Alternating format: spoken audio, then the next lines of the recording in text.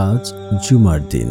আল্লাহ সুবহানাহু ওয়া তাআলার এই শক্তিশালী নাম যদি আপনারা 11 বার পড়েন, আপনার জীবনে কখনোই টাকা পয়সার অভাব হবে না, আপনার ধন সম্পদের অভাব হবে না।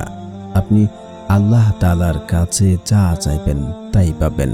আল্লাহ কসম করে বলছি, আপনার মনের যত বড় কঠিন আশাই থাকুক না বড়, যত কঠিন আশাই থাকুক, আল্লাহ তাআলা তা মুহূর্তের মধ্যে পূরণ করে দেবেন এবং আপনার সংসারে কখনোই অভাব অনটন আসবে না।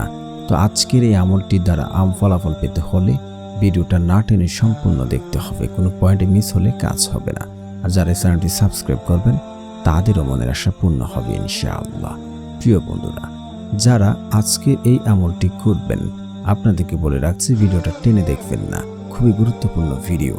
তো বন্ধুরা, আপনি যদি চান যে আপনার ধন সম্পদ টাকা পয়সা আল্লাহ তাআলা বাড়িয়ে দিক, বৃদ্ধি করে দিক, তাহলে আজকে এই আমলটি আপনার জন্য।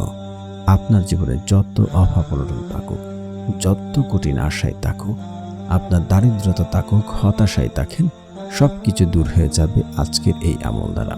কারণ এই আমল করে আজ পর্যন্ত কেউ ব্যর্থ হয়েছে এমন একটি লোক খুঁজে পাওয়া যাবে না। আমি নিজে বহুবার জুমার দিন আমল করে ফলাফল পেয়েছি। জুমার দিন এমন একটি সময় আছে যে সময় আল্লাহ তাআলার কাছে চাইলে আল্লাহ তাআলা তা দান করেন। আল্লাহ তাআলা পবিত্র কোরআনে বলেন, উদুউনি আস্তাজিব লাকুম, তোমরা আমাকে ডাকো, আমি তোমাদের ডাকে সাড়া দেব। অবশ্যই আল্লাহ তাআলার কাছে দোয়া করতে হবে, আল্লাহ তাআলা এই দোয়া কবুল করবেন।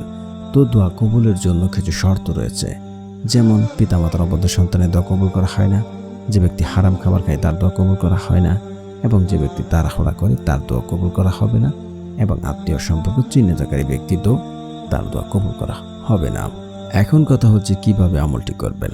জুমার দিন আসরের নামাজের পর মাগরিবের নামাজের আগে আপনারা মসজিদে বসবেন, উজু করে উত্তম রূপে।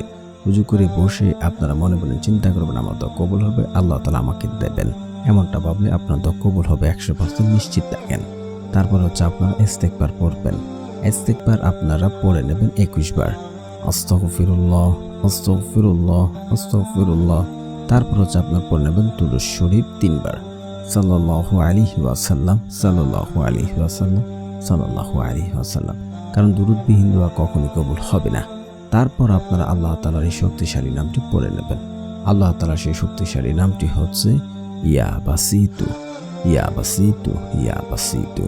এই নামটি পড়ে আপনারা 2 হাত তুলে কায়ে মনোবাক্যে কান্নাকাটি করে 2 চোখের পানি ফেলে আল্লাহ তাআলার কাছে দোয়া করুন।